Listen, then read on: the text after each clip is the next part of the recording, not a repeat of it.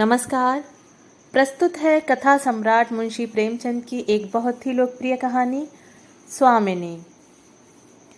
शिवदास ने भंडारे की कुंजी अपनी बहू रामप्यारी के सामने फेंककर अपनी बूढ़ी आंखों में आंसू भरकर कहा, बहू, आज से गृहस्थी की देखभाल तुम्हारे ऊपर है।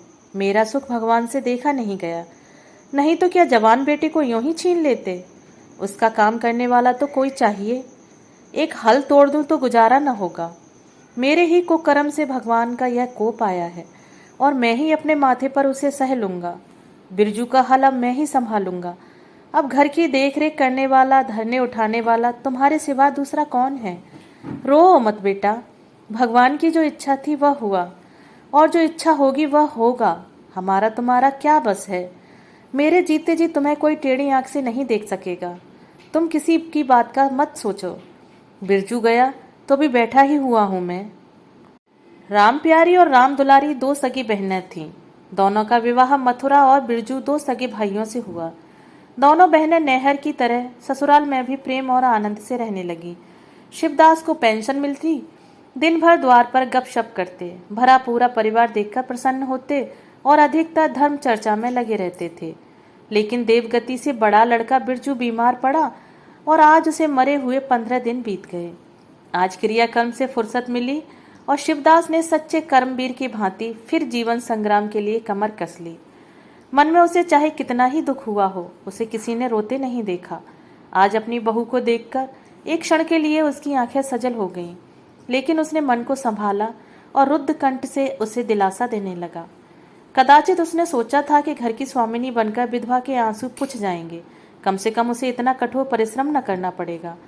इसलिए उसने भंडारे की कुंजी बहू के सामने फेंक दी थी। वैधव्य की व्यथा को स्वामित्व के गर्भ में दबा देना चाहता था।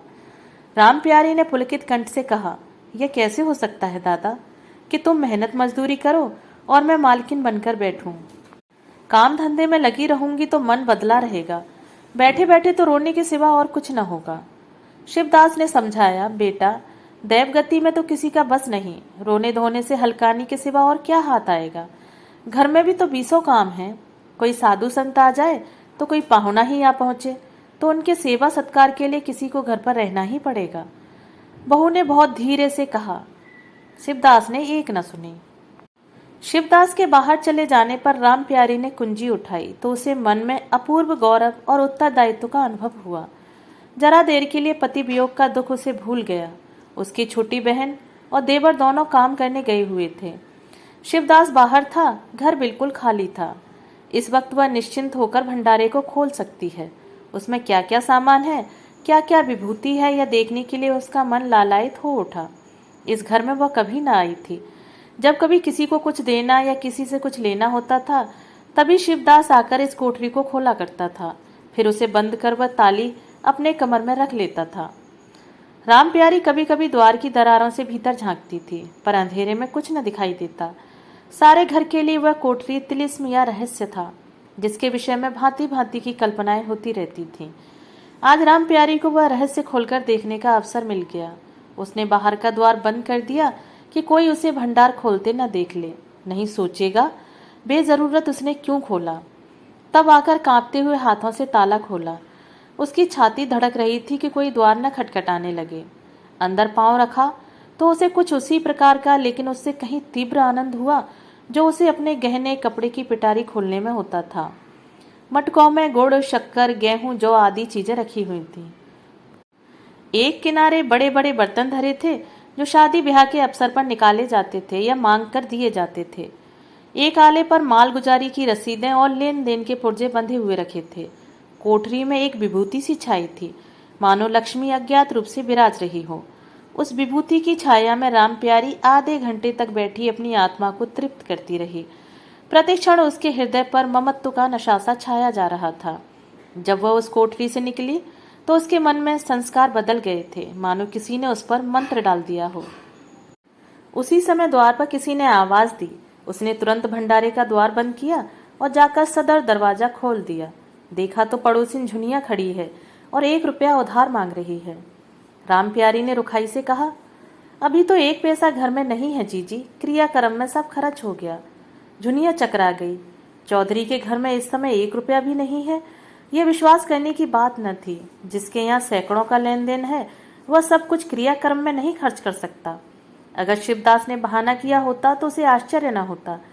प्यारी तो अपने सरल स्वभाव के लिए गांव में मशहूर थी। अक्सर शिवदास की आंखें बचाकर पड़ोसियों को इच्छित वस्तुएं दे दिया करती थी।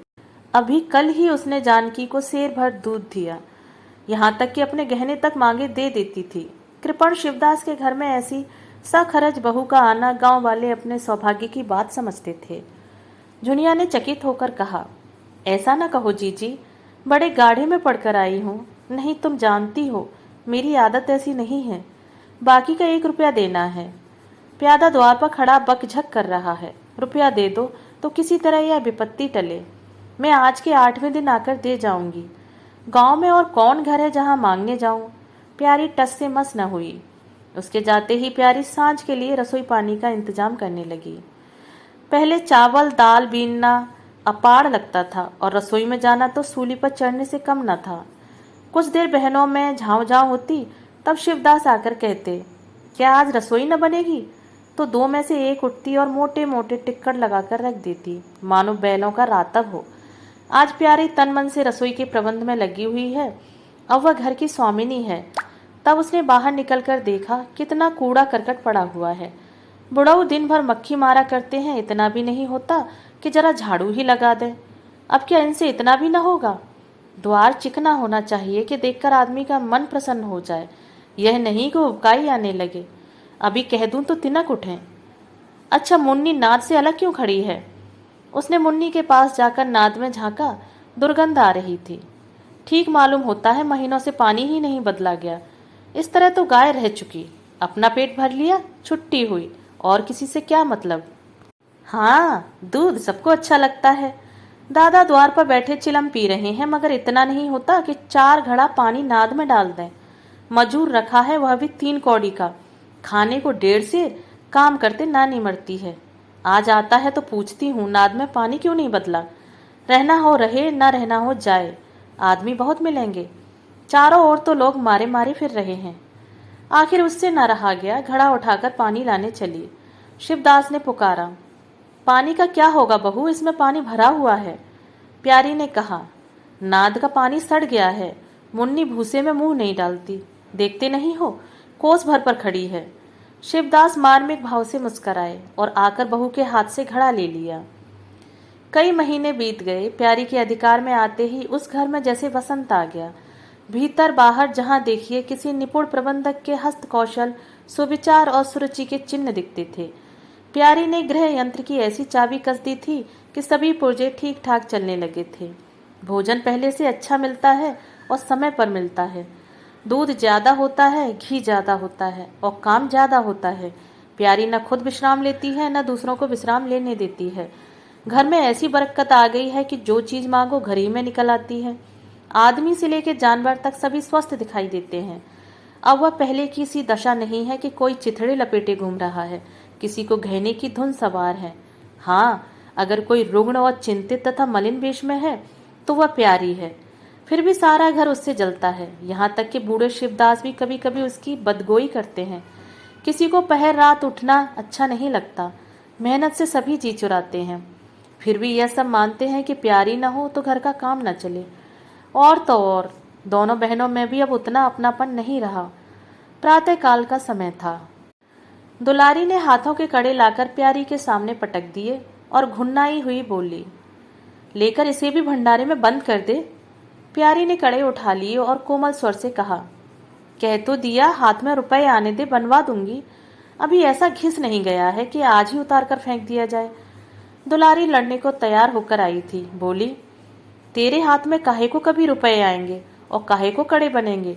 जोड़ जोड़ कर रखने में मजा आता है ना। प्यारी ने हंसकर कहा, जोड़ जोड़ कर रखती हूँ तो तेरे लिए ही तो, मेरे लिए कौन बैठा हुआ है कि मैं सबसे ज्यादा खा पहन लेती हूँ। मेरा अनंत कब का टूटा पड़ा है। दुलारी, तुम न खाओ न पहनो, जस तो पाती हो, या खाने पहनने के सिवा और क्या है। मैं तुम्हारा हिसाब किताब नहीं जानती, मेरे कड़े आज बनने को भेज दो। प्यारी ने सरल विनोद के भाव से पूछा, रुपए न हो तो कहाँ से लाऊं?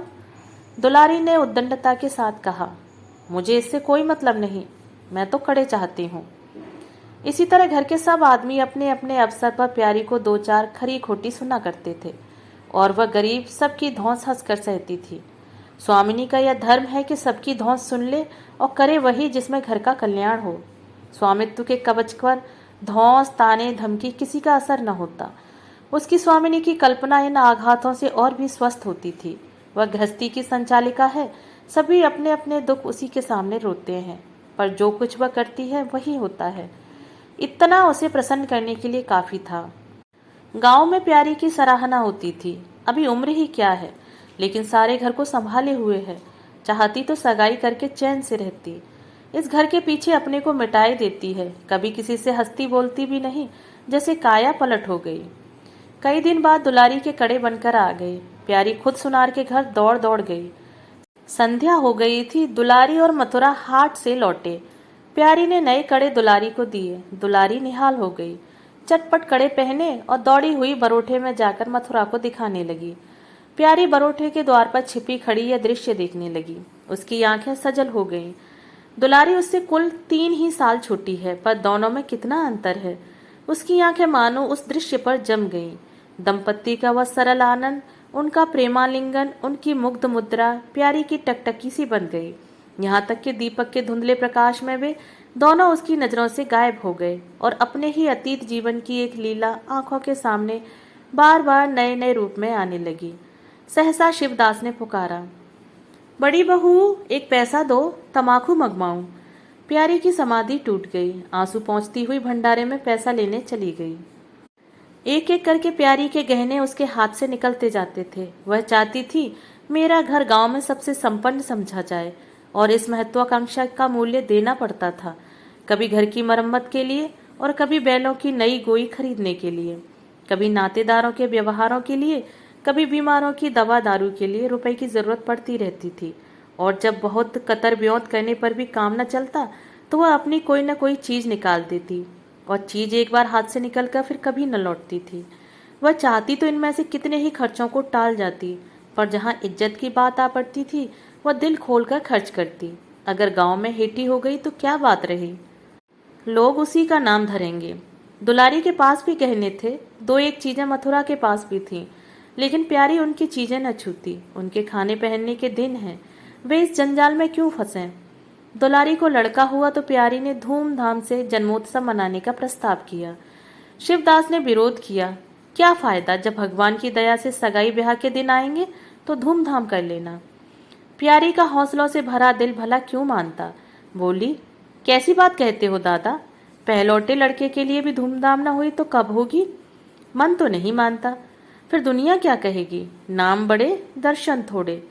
मैं तुमसे कुछ नहीं मांगती, अपना सारा सरंजाम कर लूंगी। गहनों के माथे जाएगी और क्या, शिवदास ने चिंतित होकर कहा।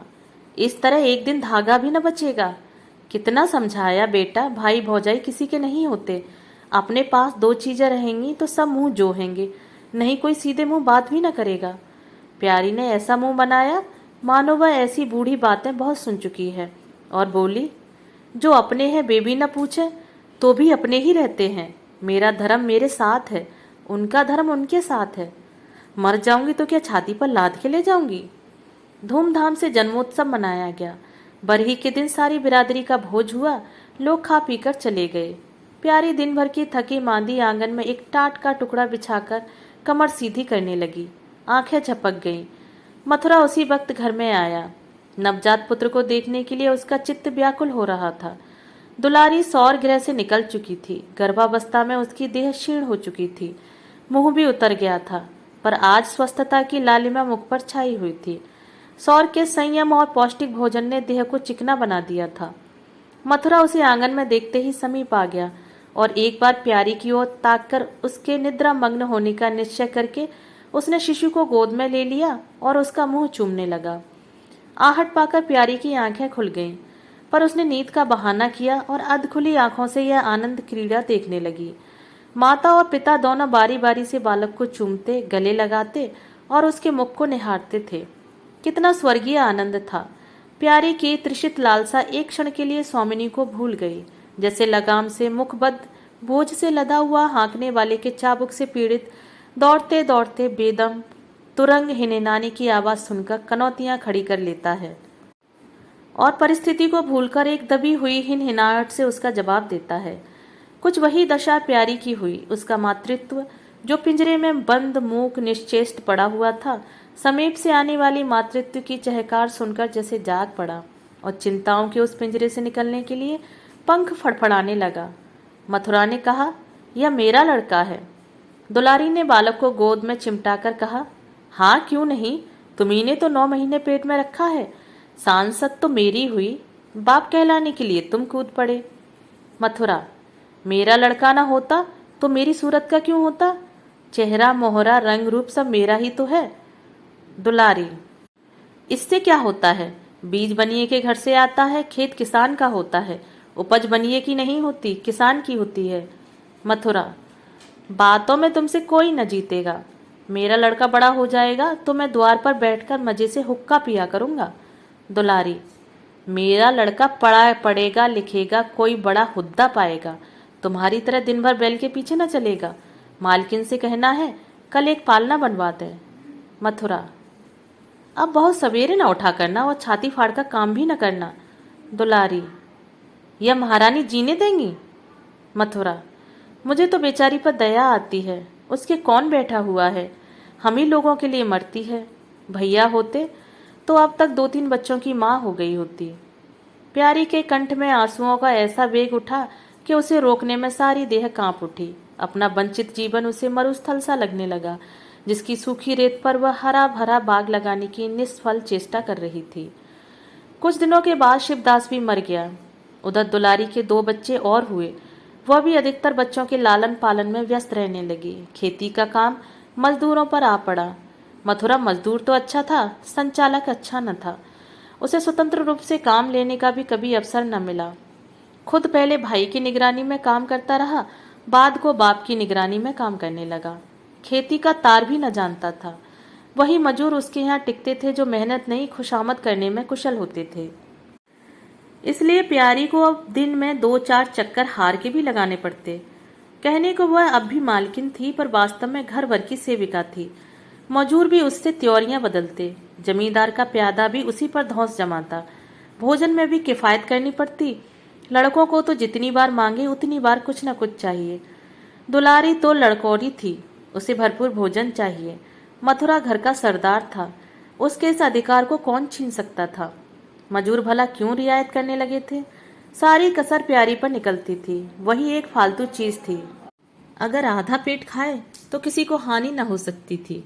30 वर्ष की अवस्था में उसके बाल पक गए, कमर झुक गई, आंखों की ज्योत कम हो गई, मगर वह प्रसन्न थी। स्वामित्व का गौरव इन सारे जख्मों पर मरहम का काम करता था। एक दिन मथुरा ने कहा, भाभी अब तो कहीं परदेश जाने को जी होता है, यहाँ तो कमाई में बरकत नहीं, किसी तरह पेट की रोटी चल जाती है, वह भी रो धोकर। कई आदमी पूरब से आए हैं, वे कहते हैं 2-3 रुपए रोज की मजदूरी हो जाती है वहाँ। 4-5 साल भी रह गया तो माला माल हो जाऊंगा। अब आगे लड़के वाले हुए, इनके लिए कुछ तो करना ही चाहिए। दुलारी ने समर्थन किया, हाथ में 4 पैसे होंगे, लड़कों को पढ़ाएंगे लिखाएंगे, हमारी तो किसी तरह कट गई, लड़कों को तो आदमी बनाना है। प्यारी यह प्रस्ताव सुनकर अबाक रह गई, उनका मुंह ताकने लगी। इसके पहले इस तरह की बातचीत कभी न हुई थी। यह धुन कैसे सवार हो गई? उसे संदेह हुआ, शायद मेरे कारण यह भावना उत्पन्न हुई। बोली, मैं तो जाने को न कहूंगी, आगे जैसी इच्छा हो। लड़कों को पढ़ाने लिखाने के लिए यहाँ भी तो मदरसा है, फिर क्या नित्य यहीं बने रहोगे? ये दिन हमेशा तो रहेंगे नहीं, 2-3 साल भी खेती बन गई तो सब कुछ ठीक हो जाएगा। मथुरा, इतने दिन खेती करते हो गए, जब अब तक न बनी तो अब क्या बन जाएगी? इस तरह एक दिन न चलने देंगे, मन की मन में रह जाएगी। फिर आप पौरुख भी तो थक रहा है, यह खेती कौन संभालेगा? लड़कों को मैं चक्की में जोत कर उनकी जिंदगी नहीं खराब करना चाहता। प्यारी ने आंखों में आंसू लाकर कहा, भैया घर पर जब तक आधी मिले सारी के लिए नहीं भागना चाहिए। अगर मेरी ओर से कोई बात हो तो अपना घर बार अपने हाथ में करो, मुझे एक टुकड़ा दे देना, पड़ी रहूंगी। मथुरा आर्द्र कंठ से बोला, भाभी यह तुम क्या कहती हो? तुम्हारे ही संभाले यह घर अब तक चला है, नहीं रसातल में चला गया होता। इस गृहस्थी के पीछे तुमने अपने को मिट्टी में मिला दिया, अपनी देह घुला डाली। मैं अंधा नहीं हूँ, सब कुछ समझता हूँ। हम लोगों को जाने दो, भगवान ने चाहा तो घर फिर संभल जाएगा। तुम्हारे लिए हम बराबर खर्च बरच भेजते रहेंगे। प्यारी ने कहा, जो ऐसा ही है तो तुम चले जाओ, बाल बच्चों को कहाँ कहाँ बांधे फिरोगे। दुलारी बोली, यह कैसे हो सकता है बहन? यहाँ देहात में लड़के क्या पढ़ेंगे लिखेंगे? बच्चों के बिना इनका जी भी वहां नहीं लगेगा। दौड़ दौड़ कर घर आएंगे और सारी कमाई रेल खा जाएगी। परदेश में अकेले जितना खर्चा होगा उतने में सारा घर आराम से रहेगा। प्यारी बोली, तो मैं ही यहाँ रहकर क्या करूंगी, मुझे भी लेते चलो। दुलारी उसे साथ ले चलने को तैयार न थी। कुछ दिन जीवन का आनंद उठाना चाहती थी। अगर परदेश में भी यह बंधन रहा तो जाने से फायदा ही क्या। बोली, बहन तुम चलती तो क्या बात थी, लेकिन फिर यहाँ का कारोबार तो चौपट हो जाएगा। तुम तो कुछ न कुछ देखभाल करती ही रहोगी। प्रस्थान की तिथि के एक दिन पहले ही राम प्यारी ने रात भर जागकर हलवा और पूरियां पकाई। जब से इस घर में आई कभी एक दिन के लिए अकेले रहने का अवसर नहीं आया। दोनों बहनें सदा साथ रहीं। आज उस भयंकर अवसर को सामने आते देखकर प्यारी का दिल बैठा जाता था। वह देखती थी मथुरा प्रसन्न है, बाल वृंद यात्रा के आनंद में खाना पीना तक भूले हुए हैं। तो उसके जी में आता वह भी इसी भांति निर्द्वंद रहे, मोह और ममता को पैरों से कुचल डाले। किंतु वह ममता जिस खाद्यल को खा खाकर पली थी, उसे अपने सामने से हटाए जाते देखकर क्षुब्ध होने से रह न रुकती थी। दुलारी तो इस तरह निश्चिंत होकर बैठी थी मानो कोई मेला देखने जा रही है। नई नई चीजों को देखने, नई दुनिया में विचरने की उत्सुकता ने उसे क्रिया शून्य सा कर दिया था। प्यारी के सिरे से सारा प्रबंध का भार था। धोबी के घर से सब कपड़े आए हैं या नहीं, कौन कौन से बर्तन साथ जाएंगे, सफर खर्च के लिए कितने रुपए की जरूरत होगी। एक बच्ची को खांसी आ रही थी, दूसरे को कई दिन से दस्त आ रहे थे। उन दोनों की औषधियों को पीसना कूटना आदि सैकड़ों ही काम व्यस्त किए हुए थे। लड़कोरी न होकर भी वह बच्चों के लालन पालन में दुलारी से कुशल थी। देखो, बच्चों को बहुत मारना पीटना मत। मारने से बच्चे जिद्दी या बेहया हो जाते हैं। बच्चों के साथ आदमी को बच्चा बन जाना पड़ता है। जो तुम चाहो कि हम आराम से पड़े रहें और बच्चे चुपचाप बैठे रहें, हाथ पैर न हिलाएं, तो यह हो नहीं सकता। बच्चे तो स्वभाव के चंचल होते हैं, उन्हें किसी न किसी काम में फंसाए रखो। धेले का खिलौना 1000 घुड़कियों से बढ़कर होता है। दुलारी इन उपदेशों को इस तरह बेमन होकर सुनती थी मानो कोई सनक कर बक रहा हो। विदाई का दिन प्यारी के लिए परीक्षा का दिन था। उसके जी में आता था कि कहीं चली जाए जिसमें वह दृश्य देखना न पड़े। हाँ, घड़ी भर में यह घर सूना हो जाएगा। वह दिन भर घर में अकेली पड़ी रहेगी, किससे हंसेगी बोलेगी, यह सोचकर उसका हृदय कांप जाता था।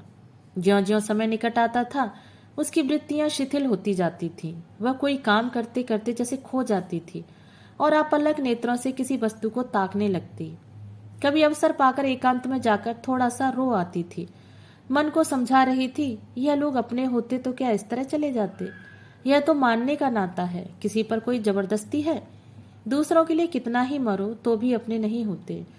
पानी तेल में कितना ही मिले फिर भी अलग ही रहेगा। बच्चे नए नए कुर्ते पहने नवाब बने घूम रहे थे। प्यारी उन्हें प्यार करने के लिए गोद में लेना चाहती तो रोने का सा मुंह बनाकर छुड़ाकर भाग जाते। वह क्या जानती थी कि ऐसे अवसर पर बहुधा अपने बच्चे भी निष्ठुर हो जाते हैं। 10 बजते बजते द्वार पर बैलगाड़ी आ गई। लड़के पहले ही से उस पर जा बैठे। गांव के कितने स्त्री पुरुष मिलने आए। प्यारी को इस समय उनका आना बुरा लग रहा था। वह दुलारी से थोड़ी देर एकांत में गले मिलकर रोना चाहती थी। मथुरा से हाथ जोड़कर कहना चाहती थी, मेरी खोज खबर लेते रहना, तुम्हारे सिवा मेरा संसार में कौन है। लेकिन इस भब्बड़ में उसको इन बातों का मौका न मिला। मथुरा और दुलारी दोनों गाड़ी में जा बैठे और प्यारी द्वार पर रोती खड़ी रह गई। वह इतनी बेहवल थी कि गांव के बाहर तक पहुंचाने की भी उसे सुधि न रही। कई दिन तक प्यारी मूर्छित सी पड़ी रही। न घर से निकली, न चूल्हा जलाया, न हाथ मुंह धोया। उसका हलवाहा जोखू बार बार आकर कहता, मालकिन उठो, मुंह हाथ धो, कुछ खाओ पियो, कब तक इस तरह पड़ी रहोगी। इस तरह की तसल्ली गांव की और स्त्रियां भी देती थीं, पर उनकी तसल्ली में एक प्रकार की ईर्ष्या का भाव छिपा हुआ जान पड़ता था।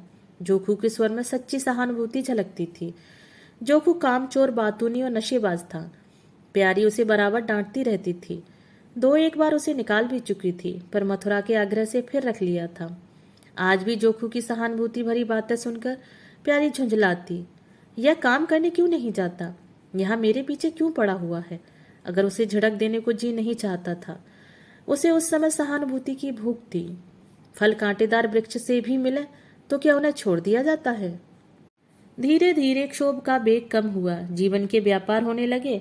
अब खेती का सारा भार प्यारी पर था। लोगों ने सलाह दी, एक हल तोड़ दो और खेतों को उठा दो। पर प्यारी का गर्व यूं ढोल बजाकर अपनी पराजय स्वीकार न करना था। सारे काम पूर्ववत चलने लगे। उधर मथुरा के चिट्ठी पत्री न भेजने से उसके अभिमान को और भी उत्तेजना मिली। वह समझता है मैं उसके आश्रय बैठी हूँ।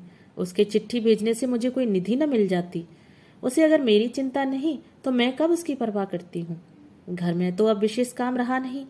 प्यारी सारे दिन खेती बाड़ी के कामों में लगी रहती। खरबूजे बोए थे, वह खूब फले और खूब बिके। पहले सारा दूध घर में ही खर्च हो जाता था, अब बिकने लगा। प्यारी की मनोवृत्तियों में भी एक विचित्र परिवर्तन आ गया। वह अब साफ कपड़े पहनती, मांग चोटी की ओर से भी उतनी उदासीन न थी। आभूषणों में भी रुचि हुई। रुपए हाथ में आते ही उसने अपने गिरवी गहने छुड़ाए और भोजन भी संयम से करने लगी। सागर पहले खेतों को सींचकर खुद खाली हो जाता था, अब निकास की नालियां बंद हो गई थीं। सागर में पानी जमा होने लगा और उसमें हल्की हल्की लहरें भी थीं। खिले हुए कमल भी थे। एक दिन जोखू हाट से लौटा तो अंधेरा हो गया था। प्यारी ने पूछा, अब तक वहां क्या करता रहा? जोखू ने कहा, 4 क्यारियां बच रही थी। मैंने सोचा 10 मोट और खींच दूं, कल का झंझट कौन रखे। जोखू अब कुछ दिनों से काम में मन लगाने लगा था। जब तक मालिक उसके सिर पर सवार रहते थे वह हीले बहाने करता था। अब सब कुछ उसके हाथ में था। प्यारी सारे दिन हार में थोड़ी ही रह सकती थी, इसलिए अब उसमें जिम्मेदारी आ गई थी। प्यारी ने लोटे का पानी रखते हुए कहा, अच्छा हाथ मुंह धो डालो। आदमी जान रखा काम करता है, हाय हाय करने से कुछ नहीं होता। खेत आज न होते कल होते, क्या जल्दी थी। जोखू ने समझा प्यारी बिगड़ रही है। उसने तो अपनी समझ में कारगुजारी की थी और समझा था तारीफ होगी। यहाँ आलोचना हुई। चिढ़कर बोला, मालकिन, दाहिने बाएं दोनों ओर चलती हो, जो बात नहीं समझती हो उसमें क्यों कूदती हो? कल के लिए तो ऊंचवा के खेत पड़े सूख रहे हैं। आज बड़ी मुश्किल से कुआं खाली हुआ था। सवेरे में पहुंचता तो कोई और आकर न छेक लेता। फिर अठवारे तक राह देखनी पड़ती, तब तक तो सारी ऊख विदा हो जाती। प्यारी उसकी सरलता पर हंसकर बोली, अरे तो मैं तुझे कुछ कह थोड़ी रही हूँ पागल। मैं तो कहती हूँ कि जान रखकर काम कर, कहीं बीमार पड़ गया तो लेने के देने पड़ जाएंगे। जोखू, कौन बीमार पड़ जाएगा? मैं 20 साल में कभी सिर तक तो दुखा नहीं, आगे की नहीं जानता। कहो रात भर काम करता रहूं। प्यारी, मैं क्या जानूं, तुम ही अंतरे दिन बैठे रहते थे और पूछा जाता था तो कहते थे जुर आ गया था, पेट में दर्द था। जोखू झेंपता हुआ बोला, वह बातें जब थीं जब मालिक लोग चाहते थे कि इसे पीस डालें। अब तो जानता हूँ मेरे ही माते हैं, मैं न करूँगा तो सब चौपट हो जाएगा।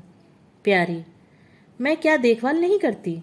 जोखू, तुम बहुत करोगी, 2 बेर चली जाओगी, सारे दिन तो तुम वहां बैठी नहीं रह सकती। प्यारी को उसके निष्कपट व्यवहार ने मुग्ध कर दिया। बोली, तो इतनी रात गई चूल्हा जलाओगे? कोई सगाई क्यों नहीं कर लेते? जोखू ने मुंह धोते हुए कहा, तुम भी खूब कहती हो मालकिन, अपने पेट भर को तो होता नहीं, सगाई और कर लूं। 1.25 सेर खाता हूँ, 1 जून पूरा 1.25 सेर, दोनों जून के लिए 2 सेर चाहिए। प्यारी, अच्छा आज मेरी रसोई में खाओ, देखूं कितना खाते हो। जोखू ने पुलकित होकर कहा, नहीं मालकिन, तुम बनाते बनाते थक जाओगी। हाँ, आध सेर के 2 रोटी बनाकर खिला दो तो खा लूं।